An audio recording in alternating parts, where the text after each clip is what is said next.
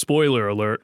This episode contains spoilers of the topic, probably a movie or TV show. If you want to watch the said movie or TV show without knowing anything about it, stop this video and go watch it, unless you've watched it already. Then continue with the video.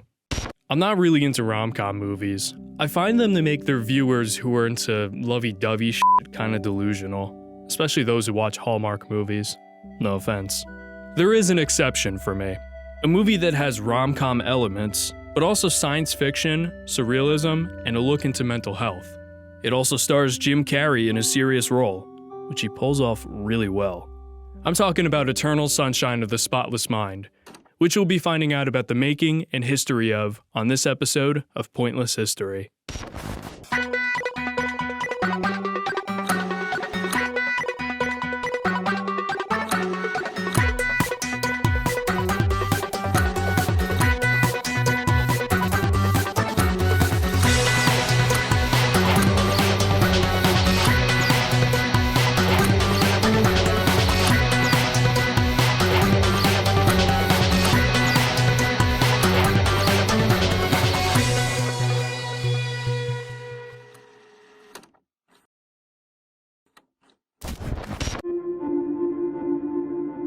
Joel Barish finds out his girlfriend, Clementine Krasinski, had her memories of him erased after a verbal fight, leaving her with no recollection of him and the 2-year relationship they had. He finds out how and where she did it at a place called Lacuna, and makes the decision to undergo the same procedure.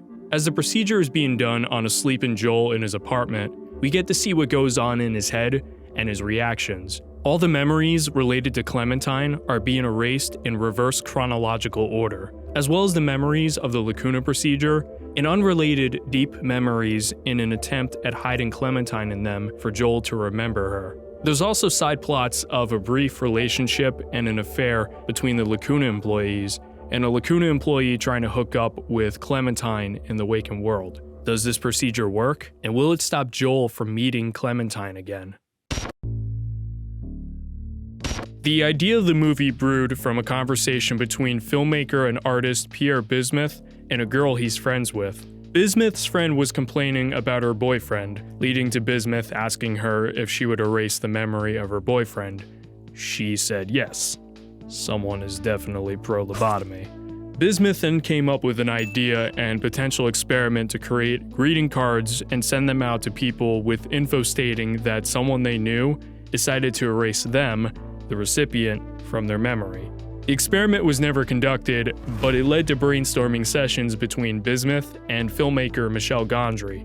Gondry decided to ask writer Charlie Kaufman to collaborate on it and create a small pitch, leading it to being bought by Steve Golan. Kaufman didn't start writing the script right away due to distractions with other projects, and when he did start, it was a bit of an ordeal trying to write the script. Between figuring out the genre, anxiety that the idea was alike to Christopher Nolan's film Memento, and other creative struggles that were later solved. When casting for the character Joel Barish, Gondry originally wanted Nicolas Cage to play the character, but he was unavailable. Next in the audition line was Jim Carrey, the man who brought comedy characters like Ace Ventura, The Mask, Lloyd Christmas, and many other characters to life. On screen, not in real life. Jim was also known for serious films like The Truman Show, Man on the Moon, and The Majestic, to name some. For the role of Clementine, Gondry pictured the character being played by Icelandic singer Björk. She read the script, but turned it down for concern it would affect her mental health. The role went to Kate Winslet. Kate was known mostly for doing historical period films, and that one movie about a boat sinking with Leonardo DiCaprio. The producers of Eternal Sunshine wanted to cast her to averse her from being typecasted for period films. To go through the Rolodex of the rest of the cast, you have Elijah Wood and Mark Ruffalo, who are casted as Patrick Wirtz and Stan Fink, 2 technicians and employees of Lacuna. Kirsten Dunst was casted as Mary Svevo, a receptionist at Lacuna, who puts herself in a love triangle between Stan Fink and Dr. Howard Merzwiak, played by the late Tom Wilkinson. Jane Addams and David Cross were casted as Carrey and Rob Aiken, friends of Joel who reveal Clementine had her memories of him erased. great friends. Deirdre O'Connell was casted as Hollis Mareswiak, Howard's wife, who he's cheating on. Thomas J. Ryan was casted as Frank, Joel's neighbor, who has no clue of the whole situation between Joel and Clementine. Hey, Clementine. Hey. Nice to see you. Yeah. And Devon Ayer was casted as Joel's mother in the childhood memory scenes. Ellen Pompeo, who had become known from being on Grey's Anatomy, was casted as Naomi. Her scenes were deleted from the final cut of the film, but the character is talked about. Maybe I should get back together with Naomi. She was nice. Nice is good. She loved me. Tracy Morgan was casted in the movie as another neighbor of Joel, but his scenes were deleted as Gondry felt his role was too comedic. Seth Rogen auditioned for the role of Patrick, but lost to Elijah Wood. If you want to hear how production was in 6 words, it was kind of a bitch. That's how most movie productions are, though. If you don't want to do it, walk away. I'll get someone who can do it. You're the big superstar. I'm a big superstar. F you, man. No, come on. Come on. It's okay. No, you. If you want to hear a summary of the production, keep watching. With a budget of $20 million, production of Eternal Sunshine went on for 3 months, starting in the middle of January 2003. It was shot throughout New York City mostly, and also in Bayonne, New Jersey. Specifically for this childhood memory scene, and on the peninsula at Bayonne Harbor, mostly to build sets in, like Joel's apartment and his childhood home kitchen. Jim had gone through a relationship breakup a year before principal photography for the film. For preparation, Gondry told Jim to stay in the heartbroken mindset for a year, because Gondry stated that Jim looked so beautiful, so broken. When principal photography started for the film, Gondry would give Jim deceiving rules and start filming without Jim knowing, just to bewilder him, but also help Jim get into character more.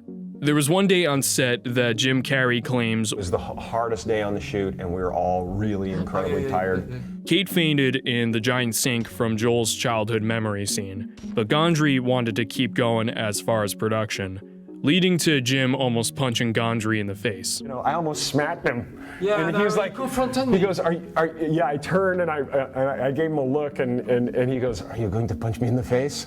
And I go, I don't think so. Besides that, almost every day on set was an experiment, with an optimistic attitude of, why not? Gondry wanted the cast to do more improv than remember the script, to make each scene feel more realistic and natural. This led to each take being different from the last. A great example of improv was the circus parade scene. While filming scenes in the subway, word went around that the circus was parading down the streets of NYC at midnight. Without thinking, Gondry rushed the cast and crew into vans and raced through town to catch up to where the circus was going to be walking through. This scene was hard to film for Jim Carrey as he struggled with staying in character because of the paparazzi being a goddamn burden. There's one part where Jim is pretending to be an elephant with his jacket. Kate was in the scene, but Gondry told her to leave and hide to confuse Jim. This was Jim's natural reaction, which made it into the final cut of the film. So what he's trying to say is he tricked me into a good performance.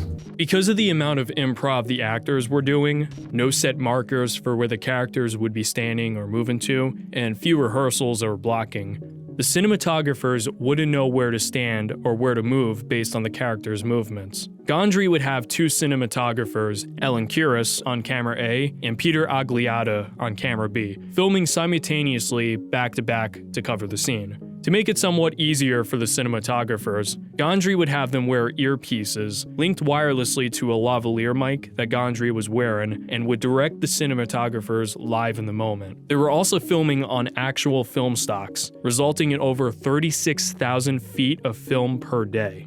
This wasn't the only issue the cinematographers would have, as well as the lighting crew. Director of photography, Ellen Kuras, found working on this film to be a bit of an ordeal. It was hard for her to see eye to eye with Gondry as far as vision for the film and keeping up with his spontaneous directing. Gondry wanted ambient, practical lighting. That's any natural light source that is not provided from the lighting crew, like a lamp, a nightlight, streetlights, even the sun. If you know anything about the relationship between cinematography and lighting, one needs the other to look great. Otherwise, it's gonna look like shit. Since lamps and other ambient light sources are not bright enough to light a scene for the camera, Ellen would actually hide light bulbs around the set to increase the light levels. Some of the equipment used for the cinematography had a DIY vibe to it.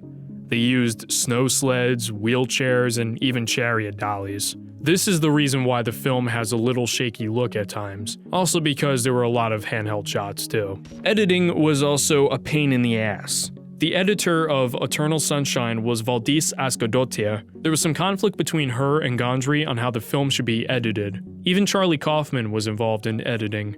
There was no hurry to get the film out right away, leading to editing taking what probably felt like an eternity.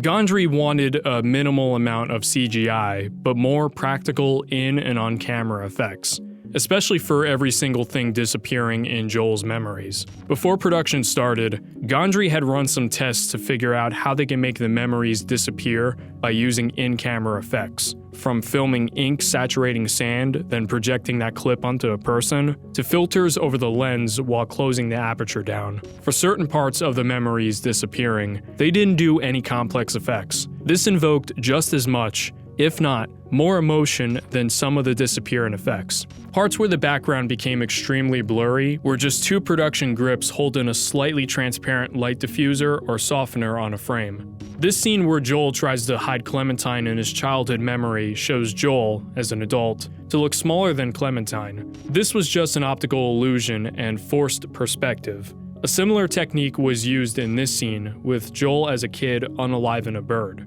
The scene where Joel is going through his first memory of Clementine and her breaking into the beach house while it's falling apart is a good example of where CGI is used in the film. But then the opposite of that, where it appears the ocean was washing the house away, was done by building a corner of a beach house set and putting it close to the tide. Although this was difficult to do for dangerous reasons, it looked great for the film. There's also little CGI throughout the film that you may not notice on your first watch, especially for stuff seasoned to exist in Joel's mind.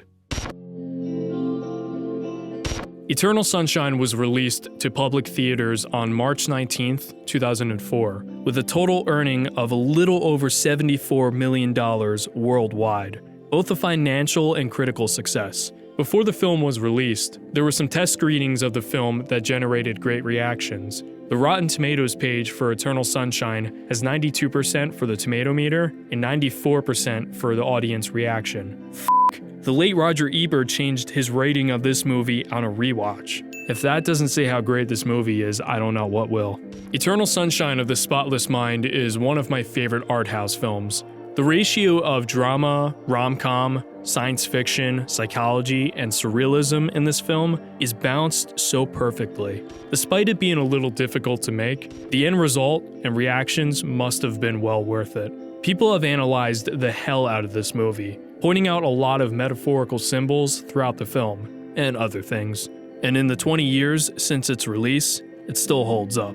It's considered to be one of the best films of the 2000s, and one of the greatest films ever made. There's so much more I could talk about of Eternal Sunshine, but I might save that for a future video. No promises though. So, if you're a masochist of Heartbreak, who also has a fascination with memory and psychology, then this is your movie. Although you concern me a little bit. No judgment though.